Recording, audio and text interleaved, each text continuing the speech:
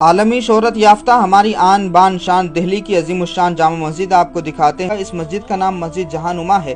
ہندوستان کے 5ویں مغل بادشاہ شاہجہاں نے اس کی تعمیر کرائی تھی۔ شاہجہاں بادشاہ نے 6 اکتوبر 1650 عیسوی جمعہ کے دن 10 شوال المکرم 1060 ہجری کو ایک پہاڑ کی مضبوط چٹانوں پر خود اس کا سنگ بنیاد رکھا، اور واقعہ بڑا مشہور ہے۔ واقعات دارالحکومت دہلی ایک کتاب ہے، اسی میں یہ واقعہ لکھا ہوا ہے کہ جب مسجد کی بنیاد رکھنے کا وقت آیا تو بادشاہ نے فرمایا کہ اس کی بنیاد وہ شخص رکھے جس کی نماز تہجد اور تکبیر اولیٰ کبھی قضا نہ ہوئی ہو۔ یہ سن کر سبوں نے گردنیں جھکا لیں اور کچھ جواب نہ دیا۔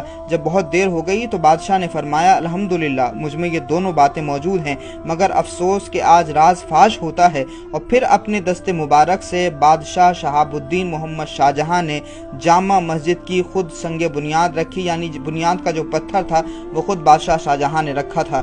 دنیا بھر کے اعلیٰ ترین ماہرین تعمیرات، بہترین نقاش، سنگ تراش، انجینئر اور بہترین خطاطوں، ممتاز فنکاروں کے علاوہ 6000 مزدوروں نے اس عظیم الشان جامع مسجد کی تعمیر میں حصہ لیا، اور 6 سال تک اس کی تعمیر مسلسل جاری رہی۔ یہ جامع مسجد 1656 1066 ہجری میں بن کر کے تیار ہوئی۔ جامع مسجد کی تعمیر پر کتنا خرچہ ہوا اس کا اندازہ آپ اس سے لگا سکتے ہیں کہ اس زمانے میں جب کہ مستری کی دہاڑی 2 پیسہ ہوا کرتی تھی اور مزدور کی دہاڑی 1 پیسہ ہوا کرتی تھی، اس مسجد کی لاگت پر تقریباً 10 لاکھ روپے کا خرچہ آیا، اور دیگر تعمیراتی سامان بادشاہ کو اس زمانے کے نوابوں اور امراء نے ہدیہ دیا تھا، اس لیے لاگت میں وہ شامل نہیں کیا گیا۔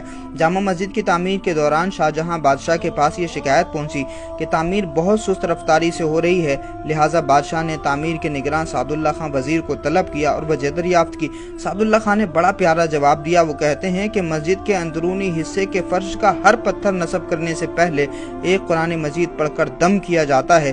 چنانچہ شاہجہاں بادشاہ یہ سن کر بہت خوش ہوئے اور تعمیر کا کام اسی طرح جاری رکھنے کا حکم دیا۔ آپ اندازہ لگا سکتے ہیں کہ شہاب الدین محمد شاہجہاں کتنے دیندار تھے، اسی وجہ سے ان کی بنائی ہوئی مسجدوں میں رونق بہت ہے۔ تعمیر میں اس بات کا خاص خیال رکھا گیا کہ جامع مسجد کا منبر لال قلعے میں واقع تخت شاہی جس پر شاہجہاں مسند نشین ہوتے تھے اس سے اونچا رہے۔ جامع مسجد کی تعمیر میں سادگی کو خاص طور سے ملحوظ خاطر رکھا گیا۔ اس کی سادگی ہی دراصل اس کی خوبصورتی ہے۔ تو آپ اندازہ لگا سکتے ہیں کہ شہاب الدین محمد شاہجہاں نے کتنے اہتمام سے اس مسجد کو بنوایا ہے۔